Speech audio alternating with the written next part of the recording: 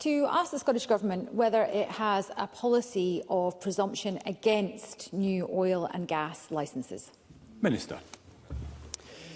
As a member will be aware, decisions on offshore oil and gas licensing and consenting are reserved to the UK Government. The Scottish Government's draft energy strategy and just transition plan included a proposal for consultation of support for a presumption against licensing for exploration to identify entirely new fields. We have never proposed a policy of no new licensing at all. For those fields that are already identified but not yet in production, we consulted on support for these continuing to progress through the licensing and consenting process, subject to a robust climate compatibility checkpoint. The judgments and issues within the strategy are informed and influenced by recent developments in the UK Government energy policy and court decisions. This is a rapidly changing landscape, and we are taking time to reflect on these developments and the strategy before drawing any conclusions and publishing any final strategy. Ms Regan. I don't think anyone will be the wiser as to where the Scottish Government stands on this after that answer from the Minister.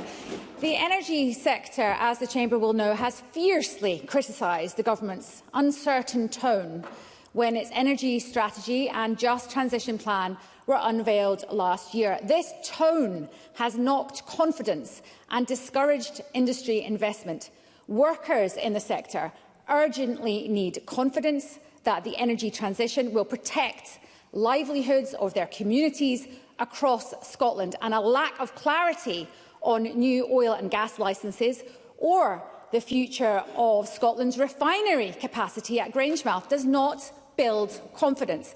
Can the Government now step up with a plan that meets Scotland's energy security from our own natural resources? Minister. And provide a realistic plan to restore industry confidence that secures sector skills?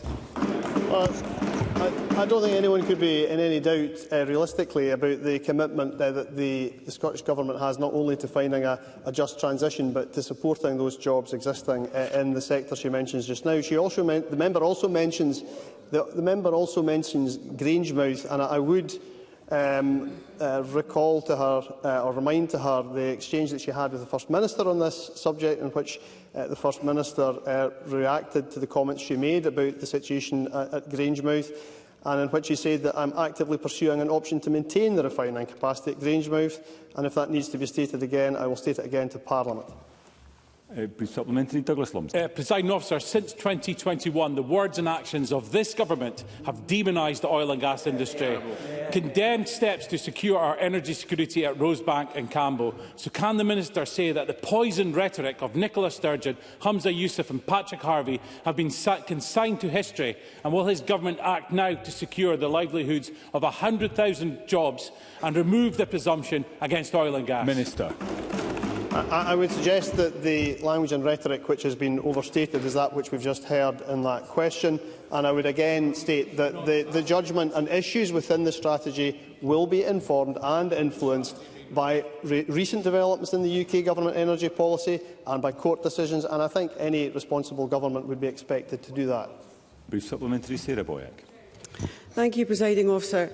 Will the Minister acknowledge that the Government's energy strategy was promised years ago, and that we urgently need to see confidence for new investment right across Scotland in supply chains, and the just transition workers urgently need? Never mind more delays with the strategy, and never mind more delays in planning decisions on renewables. So when will the Government's energy strategy and just transition plan be published? Not directly related to the original question, but Minister, if there's anything you can add by way of response, that would be helpful. I'm not sure I can add much more, Presiding Officer, other than to say that the Government will reflect on these issues before drawing any conclusions and publishing any final strategy. Question 3, Craig Hoy.